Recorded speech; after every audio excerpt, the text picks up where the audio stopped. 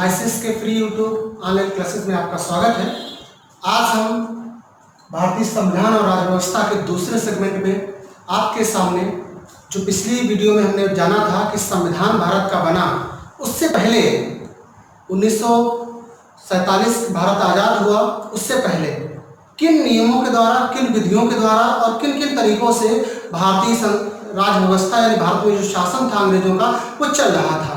हमने आपको बताया कि 1773 से लेकर 1773 में जो रेगुलेटिंग एक्ट आया, उससे लेकर 1947 तक भारत सरकार का जो स्वतंत्रता अधिनियम आया, तब तक किस तरीके से शासन व्यवस्था चलती रही। हमने आपसे रेगुलेटिंग एक्ट की चर्चा करी, क्विट्स इंडिया एक्ट की चर्चा करी, हमने आपसे दोनों चार्टर एक्ट की चर्चा करी, उसके बाद 1909 का 1919 और उसके बाद में 1858 और उसके बाद में 1947 भारत सरकार का जो स्वतंत्रता अधिनियम था। उसके बाद क्या हुआ? क्या हम अंग्रेजों के ही शासन पद्धति से चलते आ रहे थे? उसके बाद कुछ हमने बदलाव किया? क्या हमने अपना संविधान बनाया? जवाब है हाँ, बहुत मेहनत से बनाया। बहुत ही बेहतर, दुनिया का सबसे बड़ा लिखित संविधान हमने बनाया, जो कि 26 नवंबर 1949 को बनकर तैयार हुआ और 26 जनवरी 1950 को पूरे देश में विधिवत लागू हुआ और भारत एक गणतंत्र हुआ। आइए आज के इस वीडियो में हम लोग जानते हैं कि संविधान बनने की प्रक्रिया की शुरुआत कैसे हुई, किन किन लोगों की इसमें भूमिका रही, किन किन बिंदुओं पर चर्चा करी गई, कितनी मेहनत लगी, कितना खर्चा हुआ, कितने संसाधन लगे, किन किन महत्वपूर्ण बिंदुओं पर चर्चा हुई और कितना घमासान हुआ। और ये भी जानेंगे कि इस पूरी प्रक्रिया में किन किन लोगों का महत्वपूर्ण योगदान था। और आज जिस भारत में हम लोग जी रहे हैं, वहाँ एक नियम, कानून और कायदे का भारत है, जहाँ पर संविधान द्वारा समस्त चीज़ें संचालित हो रही हैं। और आज हमारे पास हमारा खुद का संविधान है, हमारा सुप्रीम कोर्ट है, हमारी संसद है, यहाँ जनता की सरकार है, यहाँ पे जनता के द्वारा चुनी गई सरकार है और जनता के लिए काम करने वाली सरकार है। ऐसा लोकतंत्र में कहा जाता है। भारत निसंदेह एक लोकतंत्र है, ऐसा हम मानते हैं। क्योंकि जिस देश में भी संविधान का शासन होगा, नियम कानून का शासन होगा, निसंदेह वो देश एक लोकतंत्र होगा। आइए चर्चा करते हैं कि किस तरीके से भारतीय संविधान बना और उसकी आगे की प्रक्रिया शुरू हुई। सबसे पहले जानते हैं कि जिस संविधान को बनाया, उसने किसने बनाया संविधान को और कहां से होकर संविधान निकला। शुरुआत करते हैं सबसे पहले संविधान सभा से। संविधान सभा आपने सुना होगा, लोकसभा, राज्यसभा, ग्राम सभा, तमाम सभाएं सुनती होंगे, या कोई चुनावी सभा। सभा का मतलब एक ऐसी व्यवस्था, एक ऐसी जगह जहां पर बुद्धिजीवी वर्ग, कुछ लोग इकट्ठा हों, उन लोगों द्वारा किसी विशेष मुद्दे पर बहस हो, मंथन हो और उस पर कोई एक चर्चा के द्वारा कोई निर्णय निकले। संविधान सभा भी ऐसे थी। भारत का संविधान बनना था, भारत के लोगों के लिए संविधान बनना था। अंग्रेजों का यहाँ से एक निष्कासन हो चुका था, अंग्रेज यहाँ से जा चुके थे। उन्होंने स्पष्ट तौर पर कह दिया था कि भारत अपना संविधान बनाने के लिए स्वतंत्र है। तो संविधान बनने की जो प्रक्रिया थी, सबसे पहला इसका जो महत्वपूर्ण बिंदु था वो था 1934 में, जब अहमदनगर द्वारा भारत का अलग संविधान बनने की मांग करी गई। इसके बाद 1935 में भारतीय राष्ट्रीय कांग्रेस द्वारा एक प्रस्ताव स्वीकार कर लिया गया कि भारत का एक अलग संविधान होगा। उसके बाद 1938 में समय आया। 1938 बहुत ही कह सकते हैं खास वक्त था, जब भारतीय संविधान किस तरीके का होगा, इसके बारे में नेहरू जी ने एक प्रस्ताव प्रस्तुत किया भारतीय राष्ट्रीय कांग्रेस के समक्ष और उसको माना भी गया।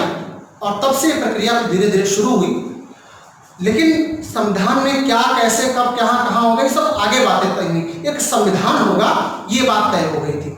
उसके बाद में इसी बीच अंग्रेजों का भारत से जाने का जो सिलसिला था, वो लगातार द्वितीय विश्व युद्ध शुरू हुआ, उसी समय से धीरे धीरे शुरू हो चुका था। 1940 में अगस्त प्रस्ताव के नाम से एक प्रस्ताव आया, उसमें संविधान की बात करी गई। 1942 में एक सदस्य आए थे, जिन्हें स्टैफोर्ड क्रिप्स कहते हैं, ब्रिटिश सरकार में मंत्री थे, वो भारत आए और उन्होंने प्रस्ताव रखा। उस प्रस्ताव को मुस्लिम लीग ने अस्वीकार कर दिया और मुस्लिम लीग इसलिए अस्वीकार कर दिया क्योंकि मुस्लिम लीग का मानना था कि दोनों देशों के अलग अलग प्रस्ताव होने चाहिए संविधान सभा के, यानी भारत का अलग होना चाहिए और पाकिस्तान का अलग होना चाहिए। लेकिन इसलिए इस पूरी बात को क्रिप्स ने नहीं माना। इसके बाद फिर से अंग्रेजों तक बात पहुंचाई गई कि भारतीय अपने संविधान बनाने को लेकर बहुत ही ज़्यादा चिंतित हैं और बहुत ही ज़्यादा उत्सुक हैं कि भारतीय संविधान बनना ही चाहिए। इसी क्रम में 1946 का वक्त आया, जब एक बहुत ही महत्वपूर्ण मिशन आया जिसको याद करना बहुत जरूरी होता है, परीक्षा में कई बार पूछा गया, नाम उसका है कैबिनेट मिशन। आइए जानते हैं कैबिनेट मिशन के बारे में। संविधान सभा बनने से पहले 1946 में कैबिनेट मिशन इस कैबिनेट मिशन में 3 सदस्य थे। तीनों के नाम आपको याद रखने बहुत जरूरी है, परीक्षा में कई बार पूछा गया है। पहले थे सर पैथिक लॉरेंस,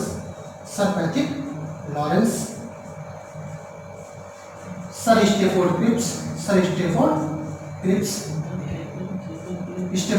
क्रिप्स, इसके बाद में ए.बी. अलेक्जेंडर।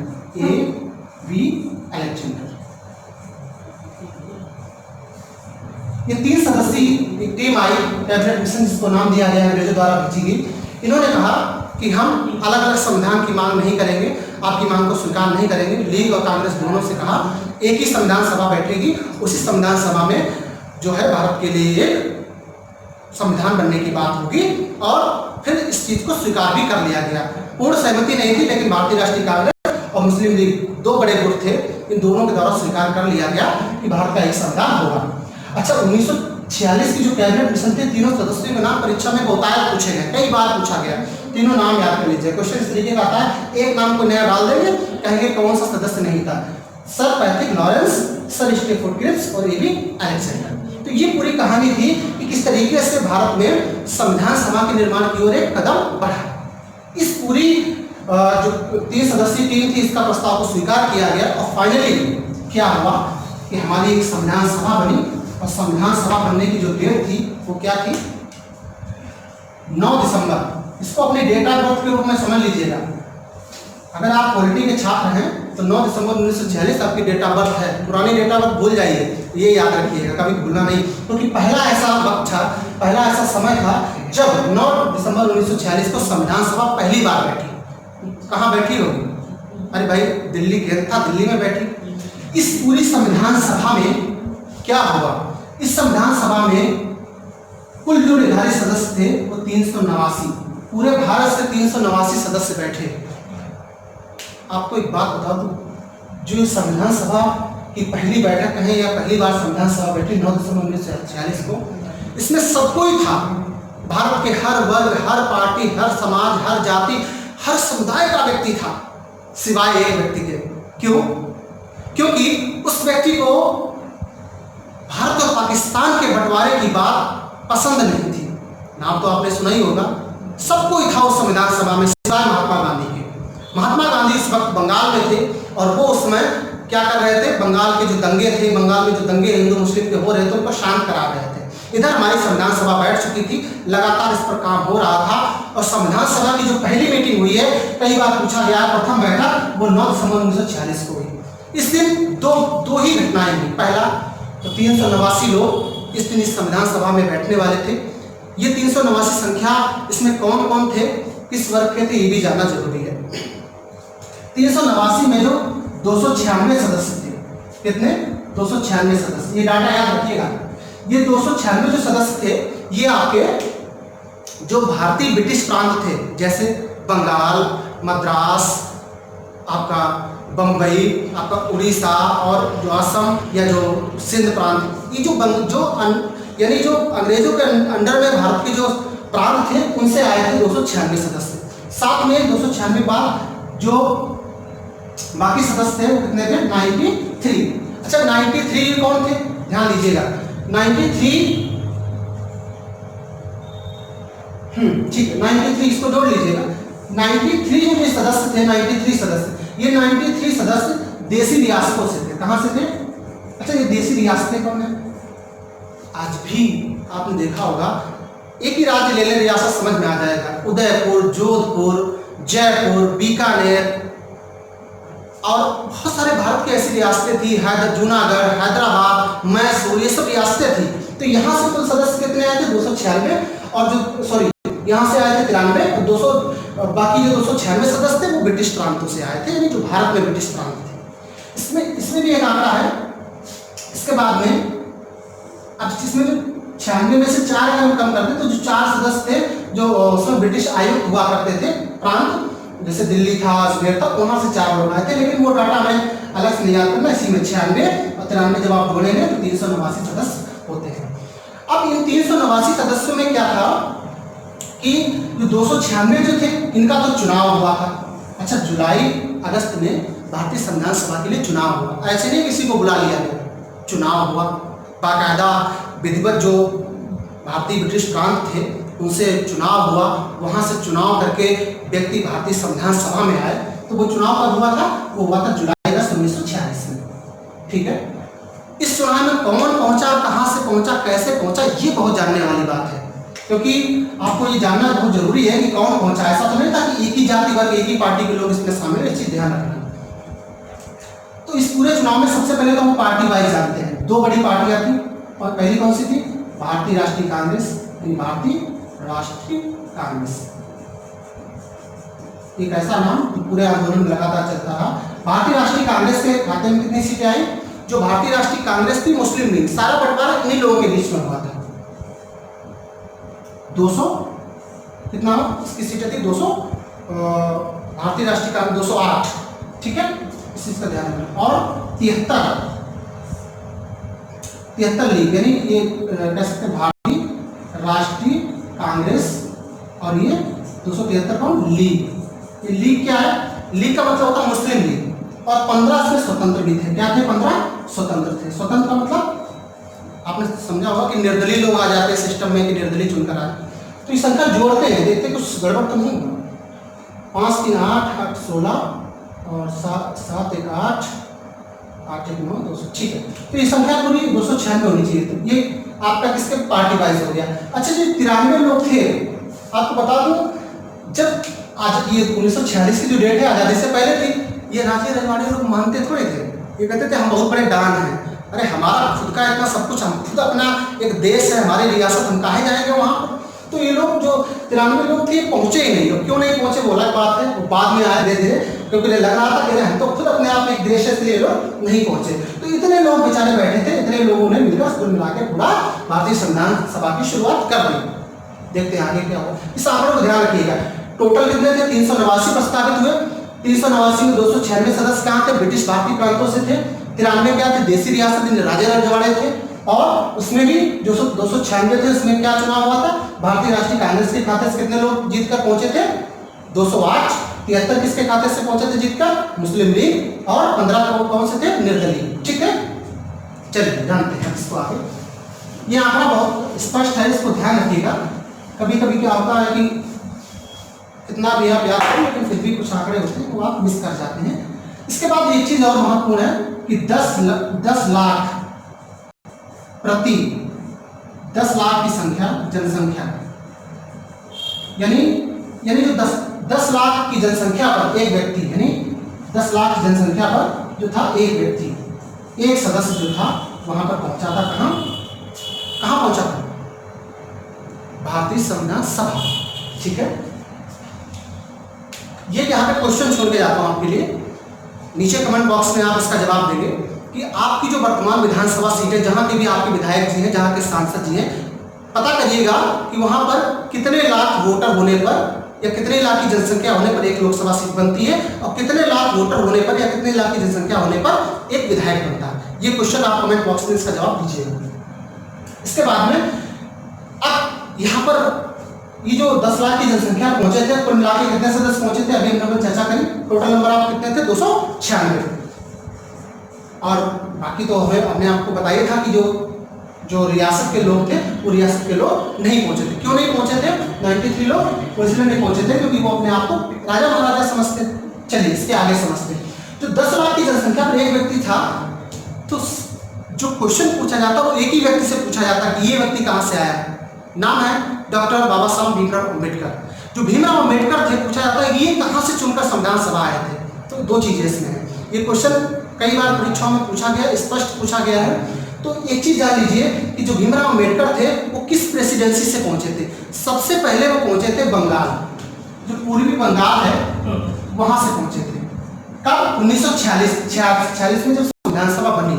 लेकिन जब भारत 1947 में आजाद हो गया, मुस्लिम लीग के खाते में और पाकिस्तान के खाते में कुछ हिस्सा आ गया बंगाल का, तो उसके बाद में अंबेडकर जी जो थे उनकी जो विधानसभा थी या उनकी जो संसदीय क्षेत्र था उसको बदल दिया गया। और वो कौन सा हुआ, वो फिर उसके बाद पहुंचे कहाँ से, बम्बई से। कहाँ से पहुंचे, बम्बई प्रेसिडेंसी की जो संसदीय सीट थी वहां से चुनकर संविधान सभा पहुंचे। तो क्वेश्चन अगर पूछा जाए कि संविधान सभा में डॉक्टर बी आर अम्बेडकर कहाँ से चुनकर पहुंचे, तो आपका जवाब क्या होगा, कहाँ से, बम्बई से। हालांकि ऑप्शन में बंगाल भी दिया होगा, लेकिन ऑप्शन आपका सही कौन सा होगा, बम्बई। इस चीज को ध्यान रखना। चलिए आगे देखते हैं। अभी तो हमारी पहली डेट भाई कौन सी, 9 दिसंबर 1946 को जब संविधान सभा पहली बार बैठी। जब संविधान सभा बैठी तो इस पूरी संविधान सभा में सदस्य आए, 296 सदस्य आए, बैठे, मीटिंग शुरू हुई, ये सब काम शुरू हुआ।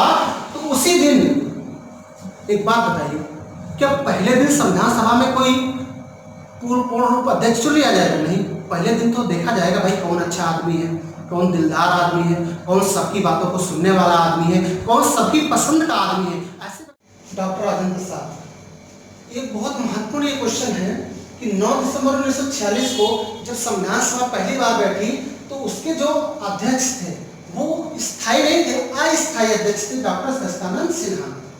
उसके बाद 11 दिसंबर 1946 को जब संविधान सभा की दूसरी बैठक हुई तब उसके अध्यक्ष कौन बने, डॉक्टर राजेंद्र प्रसाद, बिहारी बाबू, बिहार के विकास पुरुष, तत्कालीन बिहार में बहुत सारे आंदोलन के नेतृत्व था राजेंद्र प्रसाद, वरिष्ठ नेता थे इनको। और ये भारतीय संविधान सभा के पहले स्थायी अध्यक्ष बने कौन, डॉक्टर राजेंद्र प्रसाद। काफी विवाद रहता है क्वेश्चन पे, कौन स्थायी थे, कौन अस्थायी थे, कौन पहले थे, कौन बाद में थे, ये सब बड़ा विवादित क्वेश्चन। इसलिए स्पष्ट समझिएगा कि सच्चिदानंद सिन्हा थे, ये कौन थे, ये अस्थायी थे, ये स्थायी थे, ठीक है। इसके बाद में संविधान सभा की तीसरी मीटिंग, यानी संविधान सभा की तीसरी महत्वपूर्ण बैठक कब हुई, पहली कब हुई थी, 9 दिसंबर 1946 को, दूसरी 2 दिन बाद 11 दिसंबर 1946 को। तीसरी मीटिंग, तीसरी बैठक बहुत महत्वपूर्ण वो हुई थी 13 दिसंबर 1946 को। ये तीसरी थी। बहुत इंपॉर्टेंट है क्वेश्चन क्योंकि कई बार पूछा गया है। इसमें क्या हुआ, इसमें संविधान बनने के क्या उद्देश्य संविधान के रहेंगे, उसमें क्या प्रस्तावना में होगा, संविधान क्यों बना रहे हैं, किसके लिए बना रहे हैं, कैसे बना रहे हैं, इन तमाम बातों को लेकर जवाहरलाल नेहरू ने उस वक्त उद्देश्य प्रस्ताव प्रस्तुत किया। क्या किया, उद्देश्य प्रस्ताव। अच्छा, उद्देश्य प्रस्ताव का मतलब समझते हैं, किसी भी संविधान बनने के क्या उद्देश्य, क्यों बन रहा है, किसके लिए बन रहा है, कब बनेगा, कैसे बनेगा, कहाँ लागू होगा, तमाम बातों की चर्चा है इस उद्देश्य प्रस्ताव में करी। किसने, पंडित जवाहरलाल नेहरू ने तत्कालीन जो संविधान सभा थी उसके अंदर ये बातें करी। यही से भी भारत की जो प्रस्तावना, भारतीय संविधान की जो प्रस्तावना बनी वो इन्हीं के उद्देश्य प्रस्ताव के द्वारा ही इसी से ली गई थी। इसके बाद में अब पहली बैठक कब हुई थी, इसको हम क्रम से एक बात जान लेते हैं, क्रम से, और उस क्रम को आगे तक ले जाते हैं। जो संविधान सभा की पहली बैठक कब बनी हुई थी, 9 दिसंबर 1946। दूसरी बैठक 11 दिसंबर 1946, रट लीजिएगा इनको। तीसरी 13 दिसंबर 1946। ऐसे ऐसे करते करते संविधान की सभा की जो कुल बैठकें हुई वो कुल कितनी हुई, 11। कितनी बैठक हुई, 11। इन कुल 11 बैठकों में और कुल 165 दिन का समय लगा। पैसे की बात कर लें, कम यहाँ पर 64 लाख रुपए, कितने, 64 लाख रुपए का खर्चा है।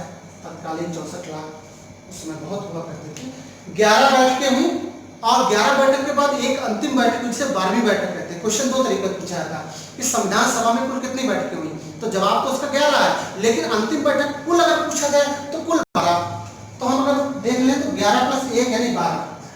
जब ऑप्शन में 11 दिया हो तो 11 सही करिएगा, जब 12 दिया हो तो 12 सही करेगा, दोनों दिए तो 12 सही करिएगा, ठीक है। तो दोनों दिए तो 12 सही करेगा। तो 9 दिसंबर, 11 दिसंबर, 13 दिसंबर, इस तरीके से संविधान सभा की कुल बैठकें 12, कुल दिन 165, कुल कितना खर्चा हुआ, 64 लाख रुपए। इस चीज को ध्यान रखिए, कुछ फैक्ट है जो आपको जानने बहुत जरूरी है। अच्छा, इस संविधान सभा में हर जाति, हर वर्ग, हर समुदाय, हिंदू, मुस्लिम, सिख, ईसाई, पारसी, जो भी उस समय भारत में प्रतिनिधित्व कर रहे थे, सभी के प्रतिनिधि मौजूद थे। कई पार्टियां जैसे भारतीय राष्ट्रीय कांग्रेस के प्रतिनिधि उसमें थे, मुस्लिम लीग के प्रतिनिधि थे, और भी छोटी छोटी पार्टियां थी उसके भी प्रतिनिधि थे। यानी हर कोई पार्टी का सदस्य, हर कोई जाति का सदस्य, सब लोग इसमें शामिल थे। और सबसे अच्छी बात पता क्या है, जब 15 अगस्त 1947 को भारत आज़ाद हुआ, उसके बाद ये संविधान सभा चलती चली जा रही थी। आज़ाद होने के बाद पाकिस्तान अलग हो गया, भारत अलग हो गया, तो उस अलग होने में पहली बात तो संख्या कम हो गई। संख्या तो कम ही हो जाएगी संविधान सभा में, क्यों? क्योंकि पाकिस्तान मुस्लिम लीग पाकिस्तान अलग बन गया, तो उनका अपना अलग संविधान बनने की प्रक्रिया अलग शुरू होनी थी, तो वो एक तरीके से सिस्टम से बाहर हो गए। हमने शुरू में संख्या कितनी जानी थी? हम जब शुरू में पढ़ रहे थे हमने कहा था कि टोटल जो संख्या 300 कितनी निर्धारित है? 89। अब वो 389 संख्या से घटकर रह गई कितनी? 299। क्यों? क्योंकि यहाँ से संख्या घटकर 299 रह गई, क्योंकि बाकी जो लोग थे वो कहाँ चले गए? पाकिस्तान, यानी जो पाकिस्तान मुस्लिम लीग जो थी उसके थ्रू, यानी वहां चले गए। अब 299 सदस्य थे, यही सदस्य धीरे धीरे इस पूरी कार्रवाई को संचालित कर रहे थे। इसी बीच आपको याद होगा मैंने आपको बताया था कि जो 93 राजा रजवाड़े थे, कहते हैं 93 राजा रजवाड़े थे, वो 93 जो 93 राजा रजवाड़े थे वो भी धीरे धीरे आना शुरू हो गए, क्योंकि जब भारत आज़ाद हो गया तो उन्हें लगने लगा कि भाई अब तो भारत आज़ाद हो गया है, नई संविधान सभा में बहती गंगा में हाथ धो लीजिए भाई, आपको शामिल होना ही पड़ेगा, क्योंकि भारत आज़ाद हो गया और एक नया मुल्क बन गया। एक तरीके से कहें कि नया मुल्क क्या कहें हम, कि नया संविधान बन रहा है, नए एक नव भारत की कल्पना की जा रही है, अंग्रेजों से मुक्त हो चुके हैं, तो वो धीरे धीरे वापस आने लगे। तो ये पूरी संविधान सभा की प्रक्रिया में हर बात पर प्रश्न हुए। अब यहाँ पर कुछ सैद्धांतिक बातें जानिए। आपके दिमाग में चल रहा होगा कि इतनी देर से सर बता रहे हैं, एक चीज जान लीजिए, ये जो संविधान सभा की पूरी बैठक हुई थी, ये 40 मिनट के वीडियो में संभव नहीं है, लेकिन मैं आपको इतना जरूर बता दूं कि मैं वो हर बात आपको बताऊंगा जो आपके लिए जानना जरूरी है, क्योंकि जो काम 165 दिन में हुआ, जिस काम को 2 वर्ष 11 माह 18 दिन लगे, उसको 40 मिनट के वीडियो में नहीं बताया जा सकता। लेकिन इतना जरूर मैं कहूंगा कि वो सारी बातें मैं आपसे शेयर करूंगा जो चीजें बहुत महत्वपूर्ण है। इस जो संविधान सभा बन रही थी, संविधान सभा के बनने में हर एक प्रश्न को उठाया गया, जैसे संविधान किसके लिए बनेगा, क्यों बनेगा, कब तक बनेगा, क्या नियम कानून होंगे, धर्म को किस आधार पर आंका जाएगा, विधानसभाएं किस तरीके की होंगी, निर्वाचन किस तरीके का होगा, लोगों के लिए कानून व्यवस्था किस तरीके की होगी, भाषा किस तरीके की होगी, झंडा किस तरीके का होगा, गीत और जो हमारा राष्ट्रगीत राष्ट्रगान, इन पे चर्चा हुई, तमाम तरीके के अधिकारों पर चर्चा हुई, प्रांतों को कौन से अधिकार दिए जाएंगे, साथ में राज्यों को और अन्य जो केंद्र को कौन से अधिकार दिए जाएंगे, संसद की क्या भूमिका होगी, कोर्ट की क्या भूमिका होगी, लोगों को किस तरीके से चुनने का प्रोसेस होगा, सब बात पे चर्चा करी गई। और आपको एक बात और यहाँ पे जाननी जरूरी है, लगभग 60 से अधिक देशों का दौरा किया हमारे संविधान बनाने की जो मुख्य समिति थी, इसे हम प्रारूप समिति कहते हैं। समितियां बहुत हैं, संविधान क्रांति संविधान समिति है, मूल अधिकार समिति है, अल्पसंख्यक समिति है, झंडा समिति, कई समितियां हैं, उनको हम बाद में पढ़ेंगे। यहाँ पर सिर्फ इस वीडियो में एक समिति बहुत महत्वपूर्ण है, उसके बारे में जानना जरूरी है। वो कौन सी थी? प्रारूप समिति। 29 अगस्त 1947 को इसका गठन हुआ था, प्रारूप समिति का। इसको हम लोग इंग्लिश में कहते हैं ड्राफ्टिंग कमेटी। प्रारूप समिति का अध्यक्ष बनाया गया था डॉक्टर B.R. अम्बेडकर को, जो कि कहां से चुनकर आए थे? याद करिए, अभी मैंने बताया था कहां से? बंबई प्रेसिडेंसी यानी बंबई संसदीय क्षेत्र से चुनकर आए थे। प्रारूप समिति से हम ड्राफ्टिंग कमेटी भी कहते हैं। 29 अगस्त 1947 को ये गठित हुई, और इसी समिति का काम था कि पूरे संविधान को विधिवत तौर पे बनाना, उसमें क्या चीजें किस तरीके शामिल होंगी, इस पर पूरा सलाह मशवरा तो सबसे करना था, चर्चा भी सबसे करनी थी, लेकिन जो उसके अंदर चीजों को ऐड करना था, जो चीजें घटानी बढ़ानी, जो चीजें उसके अंदर पूरा उसको ड्राफ्ट करना था ना, कि किसी चीज को हम ड्राफ्ट करना है, यानी किसी चीज की उसको गढ़ने का काम जो था वो ड्राफ्टिंग कमेटी किया था। 7 सदस्य थे ड्राफ्टिंग कमेटी में। तो कितने सदस्य थे? 7। इन 7 सदस्यों के बारे में जानते हैं कि इस ड्राफ्टिंग कमेटी में 7 सदस्य कौन थे? पहला डॉक्टर अम्बेडकर, ये इसके क्या थे? ये अध्यक्ष थे। डॉक्टर अम्बेडकर क्या थे? अध्यक्ष थे। दूसरे एन गोपालस्वामी अयंगर, एन गोपालस्वामी अयंगर। तीसरे अल्लादी कृष्णस्वामी अयंगर, अल्लादी कृष्णस्वामी, अल्लादी कृष्णस्वामी अयंगर। कितने सदस्य हो गए अभी तक? 1 2 3।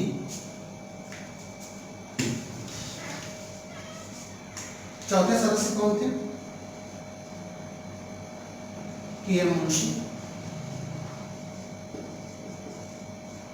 इस समिति में एक मुस्लिम सदस्य भी थे। कौन थे मुस्लिम समिति? सैयद मोहम्मद सादुल्लाह, सैयद मोहम्मद सादुल्लाह।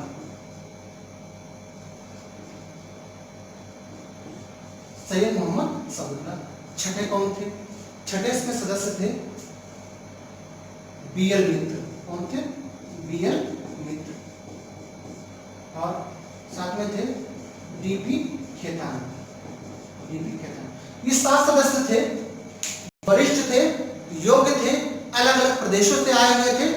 लेकिन इसमें जो कांग्रेस के मेन प्रतिनिधि थे वो थे के.एम. मुंशी। बाकी लोग थे, लेकिन कांग्रेस के ये लोग, बाकी लोग कांग्रेस के बड़े समर्थक नहीं थे।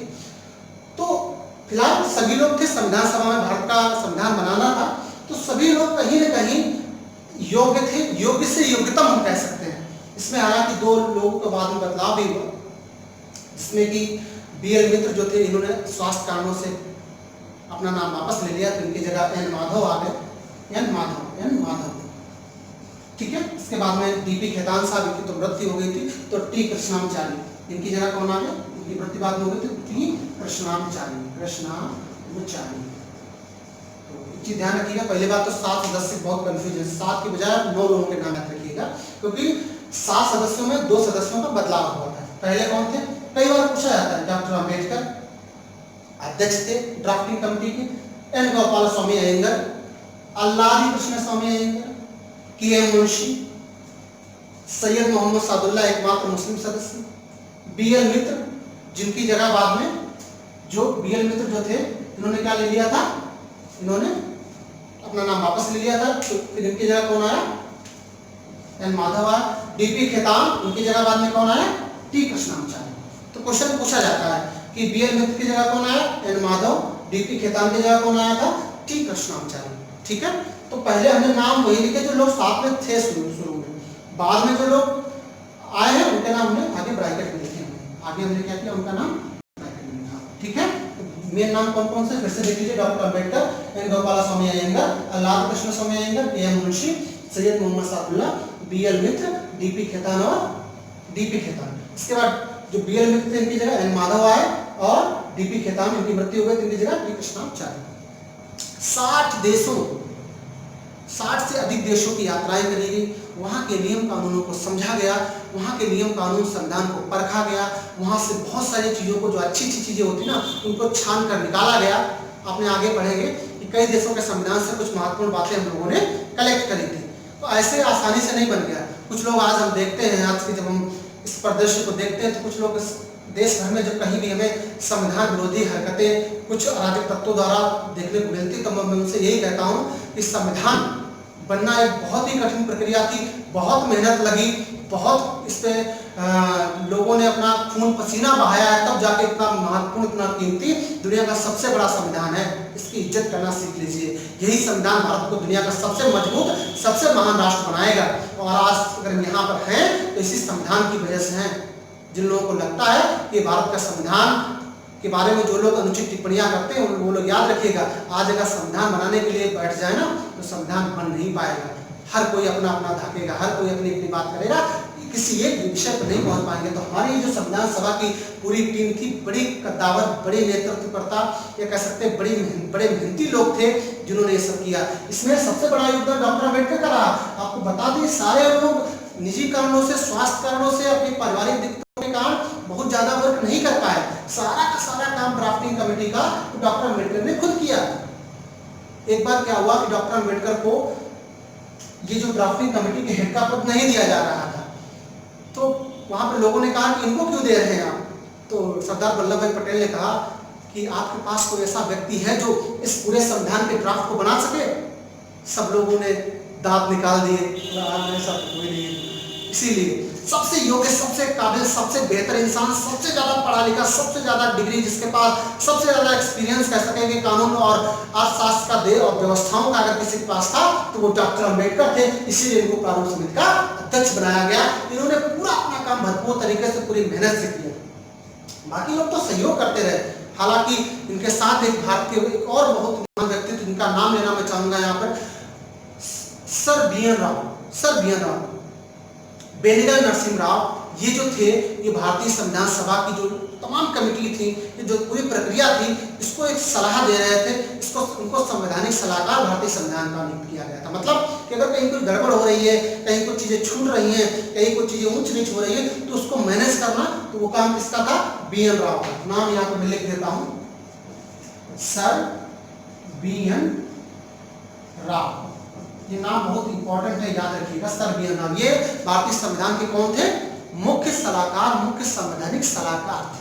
ठीक है, इसको समझते हैं। तो मुझे उम्मीद है कि ड्राफ्टिंग कमेटी के बारे में आप बात जान गए होंगे। बड़ा लंबा समय लगा और फाइनली इस ड्राफ्टिंग कमेटी ने अपना काम पूरा किया और काम पूरा करने के बाद में जो था भारतीय संविधान 26 नवंबर 1949 को बनकर तैयार हो गया। यानी हमारा संविधान क्या हो गया था उस दिन? बनकर तैयार हो गया था। बनकर तैयार हो गया, फिर लागू क्यों नहीं हुआ 26 नवंबर 1949 को? हमारा संविधान बनकर तैयार हुआ 26 नवंबर 1949। डेट बहुत महत्वपूर्ण है, याद रखिएगा। इस दिन बनकर तो हमारा संविधान तैयार हो गया, बट लागू नहीं हुआ। उसका सबसे बड़ा कारण था क्योंकि कुछ ही दिनों बाद इतना महत्वपूर्ण काम होना था, संविधान को पूरे भारत में लागू होना था। एक ऐसा समय, एक ऐसा दिन ढूंढा जा रहा था जिसको पूरे देश में खुशियों का दिन हो। याद करिए, इतिहास का है, दिसंबर 1929 में लाहौर का अधिवेशन चल रहा था भारतीय राष्ट्रीय कांग्रेस का। यहाँ पर पूर्ण स्वराज की मांग करी गई थी। वो कौन था? उसके बाद वो अधिवेशन का वहां पे धीरे धीरे अधिवेशन जब चल रहा था तो 26 जनवरी 1930 में एक घोषणा करी गई थी, पूर्ण स्वराज की मांग करी गई थी कि भारत को पूर्ण स्वराज चाहिए। तो उस पूर्ण स्वराज की मांग 26 जनवरी 1930 को करी गई थी। तो संविधान के जो बाकी प्रबुद्ध लोग थे उन्होंने कहा कि बनके तैयार हो गया। एक बहुत ही महत्वपूर्ण डेट आ रही है, कौन सी भाई? यहाँ पे नवंबर तैयार हो गया, दिसंबर, जनवरी और फरवरी। ठीक है, तो जनवरी यानी 2 महीने बाद, 2 से 2.5 महीने बाद ही यानी वो तिथि आने वाली थी। तो भाई उसी तिथि को, यानी जो डेट थी आपकी 26 जनवरी, उसको ध्यान में रखते हुए भारतीय संविधान को बन तो गया था 26 नवंबर 1949 को ही, लेकिन लागू करने की जो महत्वपूर्ण दिनांक थी वो थी कौन सी? समझते हैं इसको, 26 जनवरी 1950। इस दिन भारत का संविधान बनकर तैयार हो गया। तैयार होने के बाद इस दिन पूरे देश में ये संविधान क्या हो गया? लागू हो गया। और लागू होने के बाद में क्या हुआ कि भारत क्या हो गया? एक गणतंत्र बन गया। क्या बन गया? गणतंत्र। यानी भारत एक रिपब्लिक कंट्री बन गया। एक रिपब्लिक यानी गणतंत्र बन गया, जहां पर लोगों का शासन हो गया। मतलब गणतंत्र का मतलब क्या होता है, राजतंत्र का मतलब क्या होता है और लोकतंत्र का मतलब क्या होता है, ये हम आगे जानेंगे। बस इतना जान लीजिए कि भारत उस दिन क्या हो गया? गणतंत्र हो गया। पूर्ण रूप से भारत एक गणतांत्रिक देश घोषित हो गया। हमारा संविधान पूरे भारतवर्ष में 26 जनवरी 1950 को लागू हो गया। इससे पहले संविधान सभा की अंतिम बैठक पूछा जाता है 24 जनवरी 1950 को संविधान सभा की अंतिम बैठक हुई थी। अंतिम बैठक, ध्यान रखिएगा इसको। संविधान सभा की पूछा जाता है कि भारतीय संविधान सभा 2 वर्ष 11 माह 18 दिन का जो समय लगा, उस समय में आखिरी जो संविधान सभा की बैठक कब हुई? जब सारे संविधान सभा के जो उस समय सदस्य मौजूद थे वो वहां पे इकट्ठा हुए। उन्होंने भारतीय संविधान की जो मूल कृति थी उस पर हस्ताक्षर किए, एक दूसरे से गले मिले, एक दूसरे से गिले शिकवे दूर किए, कुछ रोए, कुछ हंसे, कुछ खुश हुए। एक तरीके से 24 जनवरी 1950 को ऐसा माहौल था केंद्रीय हॉल में, जो भारतीय संविधान सभा का केंद्रीय हॉल था, वहाँ ऐसा माहौल था कि जैसे बहुत लंबे समय बाद कुछ अलग होने जा रहा है, या पिछड़े हुए कुछ यार मिल गए हैं, या फिर बिछड़ने वाले हैं। हर कुछ हो रहा था। 24 जनवरी को अंतिम दिन बैठक हुई। ये 12वीं बैठक थी। कौन सी थी बैठक? ये संविधान सभा की 12वीं बैठक थी कुल मिला के। यानी 12 इसके सत्र हुए। कितने सत्र हुए? 12 सत्र इसके हुए और इन 12 सत्रों में सबसे इंपॉर्टेंट क्या रहा कि इसी दिन भारतीय संविधान में जो भारत का राष्ट्रगान है, भारत का जो राष्ट्रगीत है उसको ऑप्ट किया गया, यानी भारत का राष्ट्रीय गीत, भारत का जो राष्ट्रगान है उसको भारतीय मतलब संविधान में स्वीकार कर लिया गया। और इसी दिन 24 जनवरी 1950 को ही एक महत्वपूर्ण घटना हुई, क्या, भारत के राष्ट्रपति का चुनाव। कौन व्यक्ति बनेगा? वही व्यक्ति भारत का राष्ट्रपति बना जिसने पूरे 165 दिनों तक, जिसने पूरे 2 वर्ष 165 दिनों की जो कार्यप्रणाली थी ड्राफ्टिंग कमेटी की, 2 वर्ष 11 माह 18 दिन का जो पूरा समय था, या कह सकते कि इतना उसने संचालन किया, पूरी संविधान सभा को संचालित कर रहा था एक बहुत ही मजबूत व्यक्ति, दृढ़ इरादों वाला व्यक्ति डॉक्टर राजेंद्र प्रसाद, जिन्होंने बेहतर तरीके से संचालन किया संविधान सभा का। उन्हें संविधान सभा के द्वारा क्या कर दिया गया, भारत के प्रथम राष्ट्रपति का उम्मीदवार घोषित कर दिया गया।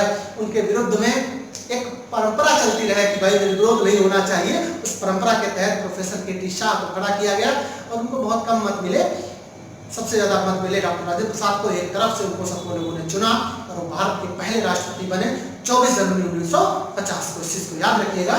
उसके बाद 26 जनवरी को पूरा देश एक साथ भारत का देश गणतंत्र घोषित हुआ, पूरे देश में संविधान लागू हो गया और हम एक नए भारत के निर्माण की ओर निकल पड़े थे। तो ये पूरी कहानी थी संविधान निर्माण की प्रक्रिया। इसमें एक चीज और जाननी होगी, अब कुछ चीजें जो इस पूरे वीडियो में कुछ चीजें ऐसी थी जो चीजें कुछ मिस हो गई, उनको हम ऐसे जान लेते हैं कि जो संविधान सभा थी ये 2 तरीके से काम कर रही थी। ये संविधान सभा 2 तरीके से, एक पंथ दो काज। कैसे? एक तो ये भारत की जो थी ये संविधान सभा भी थी और एक ये विधायिका का भी काम कर रही थी। मतलब समझ रहे? अब उस समय एक बात बताइए, 1946 में अंतरिम सरकार बनी, उसके बाद 47 में पहली सरकार बनी। तो उस वक्त क्या था कि कोई संसद नहीं बैठती थी, उस समय कोई अलग से विधानसभा या संसद टाइप का कोई कॉन्सेप्ट नहीं था। तो जब ये संविधान सभा जो हमारी पूरी थी संविधान सभा, ये भी संविधान सभा बैठती थी, सभी लोग बैठते थे उसमें सदस्य। तो जब संविधान बनने की चर्चा होती थी तो इसको संविधान सभा कहा जाता था और इसकी अध्यक्षता कौन करते थे? डॉक्टर राजेंद्र प्रसाद करते थे। ये चीज बहुत महत्वपूर्ण है, इसको याद रखिए, डॉक्टर राजेंद्र प्रसाद।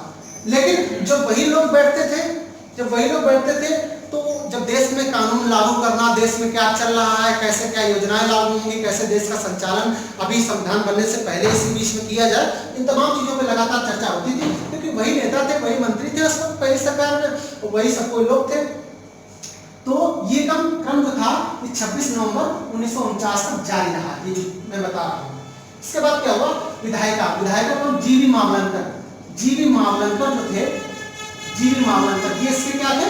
ये इसके अध्यक्ष हुआ करते थे। यानी जब विधायिका के रूप में संविधान सभा बैठती थी तब जीवी मावलंकर इसकी अध्यक्षता करते थे। लेकिन जब यही पूरे सब लोग नेता लोग, यही दिग्गज लोग, तमाम जगह से चुने हुए लोग जो थे, ये संविधान सभा के रूप में संविधान बनने पर बहस होती थी, बातचीत होती थी, चर्चा होती थी, तो उस पर क्या करते थे? ये डॉक्टर राजेंद्र प्रसाद उसकी अध्यक्षता करते थे। लोग वही थे, बस अंतर एक पंथ दो काज।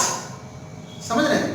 कभी कभी कई ऐसी चीजें होती हैं कि हम लाइफ में एक ही चीज को 2 अलग अलग चीजों के लिए इस्तेमाल करते हैं। तो वही है भारतीय संविधान सभा जो है, वो उसमें जो सदस्य थे, उसमें जो आखिर में जो हमने बताया था कि जो लास्ट में 299 सदस्य रह गए थे, तो वो सदस्य जब बैठते थे संविधान सभा के रूप में तो उसकी अध्यक्षता डॉक्टर राजेंद्र प्रसाद करते थे और बात किस पर होती थी? संविधान के निर्माण पर।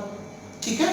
लेकिन जब वही लोग बैठते थे, इसी दिन डिसाइड किया जाता था कि देश में कानून कैसे चलेगा, देश में क्या हो रहा है, क्या होना चाहिए, क्या नहीं होना चाहिए। यदि भाई सरकार को भी तो संचालित करना था, तो पहले सरकार बनी थी। तो तब यही लोग क्या थे? जीवी मावलंकर इसके अध्यक्षता करते थे। 1949 तक ये काम चला और आगे याद रखिएगा 1951 में जब पहली बार लोकसभा के देश में आम चुनाव हुए तो जीवी मावलंकर ही भारत की लोकसभा के पहले अध्यक्ष बने थे। इस चीज को ध्यान रखिएगा। तो जो बातें मैंने आपसे बताई उस चीज को ध्यान रखिएगा। हर जाति, हर धर्म, हर पार्टी, हर समुदाय के लोग इसमें आए हुए थे और गांधी जी को छोड़कर संविधान सभा में गांधी जी एक ऐसे व्यक्ति थे जो संविधान सभा में नहीं थे। ठीक है। बाकी सब लोग थे, सारे दिग्गज लोग थे और हम ये कहेंगे कि इस संविधान सभा ने जितनी कठिनाई, जितनी दिक्कतें सही हैं, वो दिक्कतें हमारी दिक्कतों के आगे कुछ नहीं है। क्योंकि किसी भी देश का संविधान जब बनता है तो वो सबसे कठिन दौर होता है, सबसे मुश्किल दौर होता है, सबसे उधेड़-बुन का दौर होता है और सबसे ज्यादा मतभेदों का दौर होता है। आपको जानकर हैरानी होगी कि संविधान सभा में लोग मजाक भी करते थे कुछ नियम कानूनों की बहुत बेइज्जती कर देते थे, किसी तरह पे सीधा कटाक्ष कर देते थे। कभी कभी अम्बेडकर को बहुत बुरा सुनना पड़ता था, कभी कभी नेहरू जी, कभी कभी पटेल जी को बहुत बहुत बुरा सुनना पड़ता था, कभी कभी राजेंद्र प्रसाद को लोग गलत कहने लगते थे। बहुत चर्चा हुई, बहुत परिचर्चा, बहुत बहस हुई। तमाम बहस के बाद भारत का संविधान तैयार हुआ। आखिर में जाते जाते बताऊंगा कि जो भारत का संविधान बना है, भारत के संविधान बनने में जो हाथ से लिखाई का कार्य जो कैसे है वो किसने किया, प्रेम बिहारी रायजादा को इसका श्रेय जाता है। उन्होंने अपनी हस्तलेखन के द्वारा इस संविधान को पूरा लिखा। तो इसी के साथ आज की वीडियो में हमने क्या जाना, संविधान निर्माण की प्रक्रिया शुरू से लेकर आखिरी तक। अगले वीडियो में संविधान की तमाम समितियां और जो भी संविधान निर्माण से जुड़ी अन्य बातें, महत्वपूर्ण टॉपिक हैं, उन सब तमाम चीजों को हम बेहतर तरीके से आगे वीडियो में बताएंगे। ठीक है, तो मुझे उम्मीद है कि वीडियो आपको बहुत अच्छा लगा होगा, और इस वीडियो को अगर अच्छा लगा आपको तो लाइक करिएगा, सब्सक्राइब करिएगा हमारे चैनल को और शेयर भी करिएगा। तो मुझे उम्मीद है कि हमारे साथ भारतीय संविधान और राज्य व्यवस्था की जो ये पूरी क्रम है, भारतीय संविधान और राज्य व्यवस्था का जो पूरा सेगमेंट हम आपके सामने ला रहे हैं, इसमें आगे की वीडियो लगातार आते रहेंगे। और कुछ कमेंट भी करिएगा, अपने सुझाव भी दीजिएगा, और जो मैंने सवाल पूछे थे उनके जवाब भी नीचे दीजिएगा कमेंट में। मिलते हैं अगले वीडियो में, तब तक आप सबका बहुत बहुत धन्यवाद।